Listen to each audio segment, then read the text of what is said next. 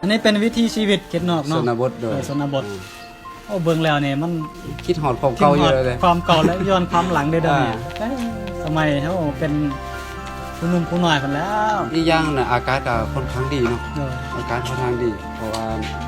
ยามมื้อเช้าน่ะ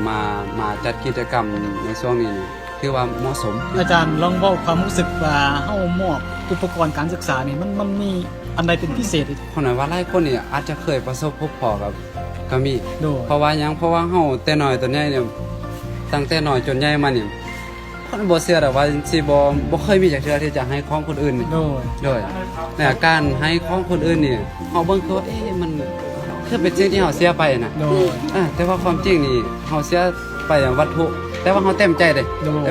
มันมีความปลาบปลื้มดีใจนี่โอ้เห็นเอาให้จับให้เห็นคนเล็กน้อยบ่ลืมผู้เฒ่าที่มารับนี่ โดย มันปลื้มใจไหมมันบอกว่ามันอธิบายแบบออกมาเป็นคำบอกที่มันเหมาะสมหนึ่งห้าบ่พอแต่ว่าที่นี่เฮาประสบเองกันบ่ประสบเองเนี่ยมันหล่นล้ำออกมาเลยอันนี้คือความประทับใจว่าการที่เฮาให้ของคนอื่นนี่บ่แม่นรับอย่างเดียวมีความสุขแต่ว่าคือการให้นี่แหละมันเป็นความสุขอย่างแท้จริงอ่ะโดย มันว่ามีคำหนึ่งว่าผู้ให้นี่มือของผู้ให้นี่สูงกว่ามือของผู้รับ โดยอันนี้ถึงสิอยู่สูงบ่ได้กันถึงสิผู้รับนี่สิอยู่สูงบ่ได้กันผู้ให้ก็สูงกว่าอยู่แล้ว โดยแม่นคือหมายถึงว่าสถานะจิตใจ อาจจะเป็นไปได้ว่าโลกเขานี่เกิดมานี่เพื่อที่จะมอบให้เขาเกิดมาเพื่อมอบให้ โดย ยังยกตัวอย่างว่าเป็นอย่างมันจึงงดงามเป็นอย่างโลกจึงเบิกบานเป็นอย่างโลกจึงน่าอยู่ โดย เพราะว่าเขาเกิดจากการทำให้เกิดความฮักเกิดความเมตตาเลย โดย แต่ว่าความฮักกับความเมตตานี่มันจะอยู่ในซับเซตเดียวของความเกลียดชัง โดย แต่สังเกตเบิ่งเมื่อใดเขามีความรักมีความเมตตา มีความเอื้ออาทรมันจะน่าอยู่ โดย มันมีความสุข มันเป็นสังคมที่ เออ ที่ซุ่มซื่นเนาะ โดยซึ่งมันเบิกบานใจ โดย แล้วอีกในทางที่กลับกันถ้าเราแบบต่างคนก็อยากได้ต่างคนก็มีความโลภมีความเกลียดชังมีความอาฆาตต่อกัน มันจะแคบทันทีเลย มันจะมีปัญหาแล้วอาจจะมีอย่างหลายๆอย่างที่ตามมา แล้วก็เท่าที่เราเห็นคือต่างคนต่างจะได้มาเขาเจ้าของบ่ โดย โดยที่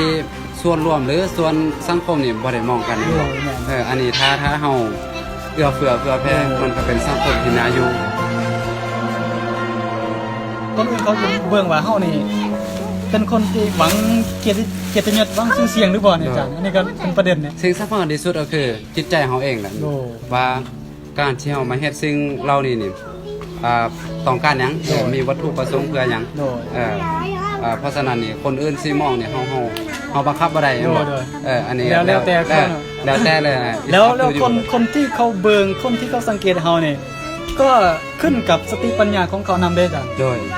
คนที่บ่มีการศึกษาเขาจะคิดอีกแบบนึง โดย คนที่มีความรู้ความสามารถนี่เขาคิดอีกแบบนึง มองเข้ามานี่ว่าเฮ็ดจังซี่มันได้ประโยชน์อีหยังน้อยหลายปานใดล่ะที่นี่